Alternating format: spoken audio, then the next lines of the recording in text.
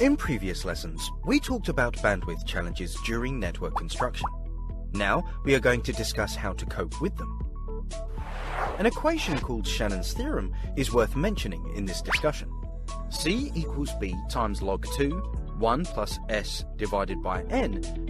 In the equation, B, C, and S divided by N stand for carrier bandwidth, date, rate, and signal-to-noise ratio, or SNR, respectively. SNR, in other words, means signal quality. The equation proposes that increasing users' data rate requires increasing carrier bandwidth, or SNR. Given that SNR is affected by external environmental factors that may be beyond control, increasing bandwidth is often the only feasible option left to enhance the data rate. An analogy for how this works is a road. Bandwidth is like a road, while data can be seen as vehicles traveling on the road. The wider the bandwidth, the more data can travel on the road. Spectrum resources are indispensable for wireless communications and are another key factor affecting data rate over the air interfaces. For 5G in particular, there must be enough spectrum resources to guarantee ultra-high data rate.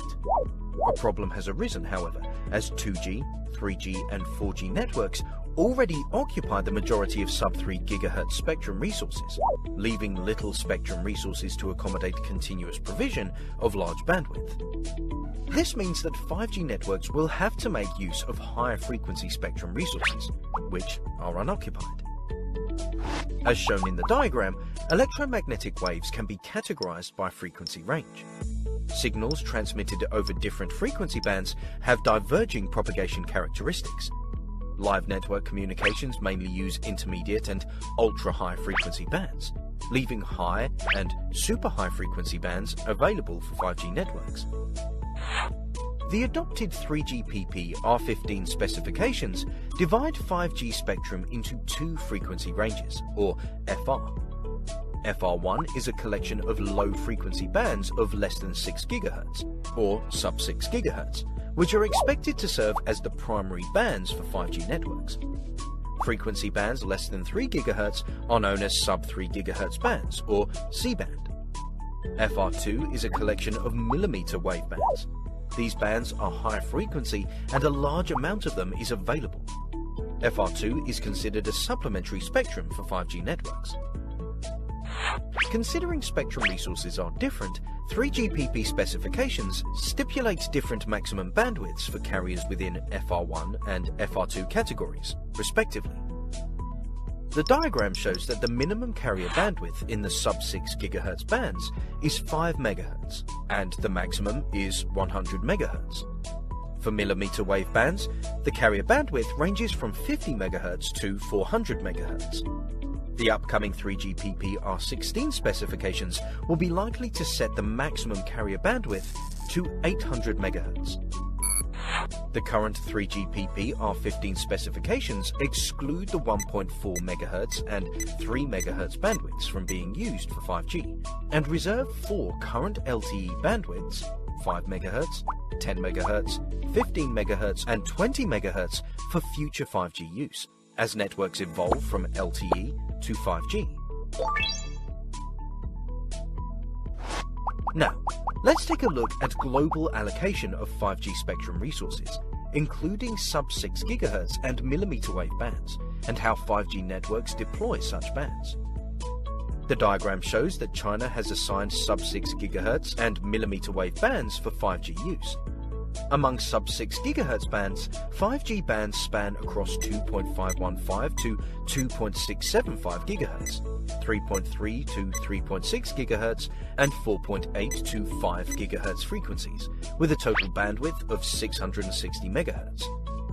Among millimeter wave bands, 5G networks can use 24.75 to 27.5 GHz and 37 to 42.5 GHz frequencies, with a total of 8.25 GHz available.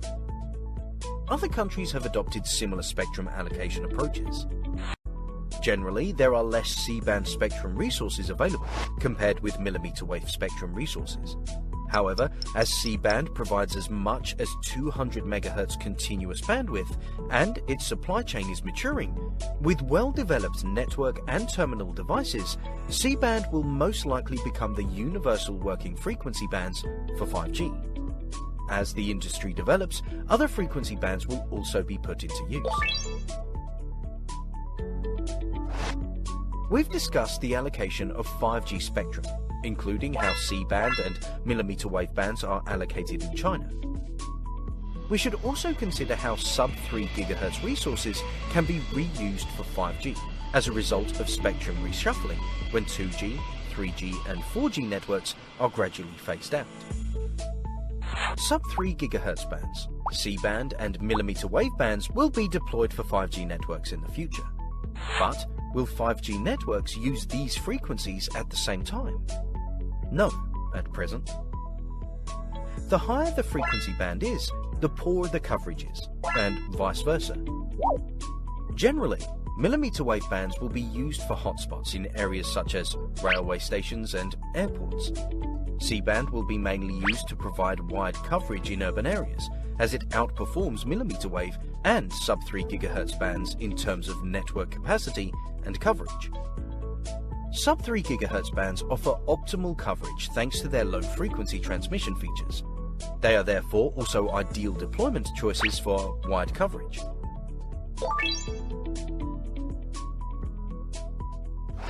Let's now explore some of the advantages and disadvantages of deploying sub-3 GHz bands, C-band and millimeter wave bands. Sub-3 GHz bands are currently occupied by 2G, 3G and 4G networks. As a result, sub-3 GHz band spectrum resources have to be vacated and reshuffled in order to be used for 5G deployment. C-band, in contrast, is newly added for 5G networks.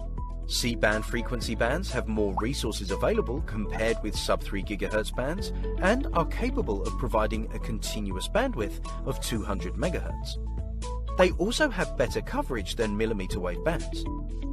C-band scores high in capacity and coverage performance and will therefore play a key role in the early stages of 5G deployment. Millimeter wave bands have the most spectrum resources available. However, communication at such high frequencies is subject to high attenuation and signal absorption, meaning that millimeter wave bands are not suitable for wide coverage. Instead, they can be used in high traffic scenarios to transport large volumes of data. In this lesson, we explored 5G spectrum planning and deployment strategies. Spectrum resources with different features will be used differently.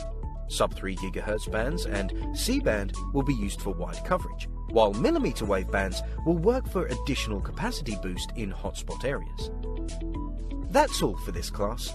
In our next lesson, we will discuss new 5G technologies.